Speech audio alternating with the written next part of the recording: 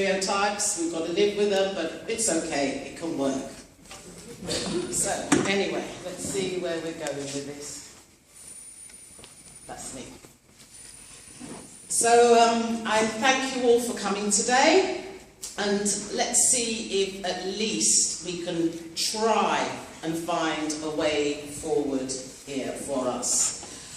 This afternoon, I'd like to talk about excellence in dementia care within these, what we call, BAME communities. Sadly, there really isn't excellence in dementia care, but we're working on it and we're trying our best. Now, I've talked to many organisations that have tried to put things in place for the BAME communities, and up to now, it hasn't been too successful. But the good thing that's come out of it all is they are saying, well, we've tried and we know we're failing. I mean, once we get to that point, then we can go forward.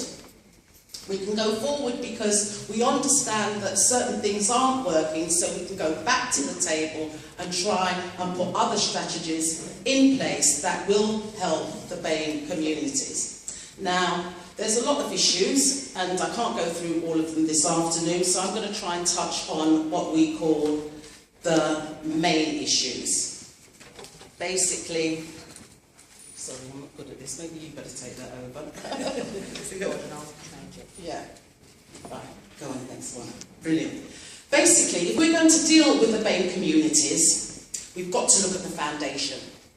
If we don't get that foundation right, anything we try to build on top of it is not going to work. I mean, none of you would go and build a house on a swamp, would you?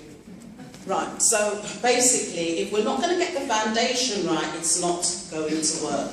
Now, culture dementia, through going into people's homes, dealing with homes themselves, dealing with home care providers, have put together a formula.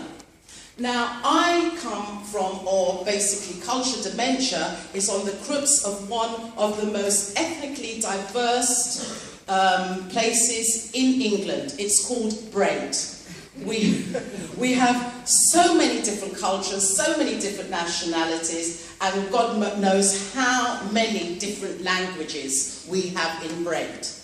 Now, we can't take them all one by one and sort them all out because there's just too many people. It's just impossible. So, what we need to do is get a formula that works for all. So, we've kind of worked out, me and my little team, that the best formula that works is one, when dealing with dementia, the first thing you need to do as a service provider is look at that person's culture.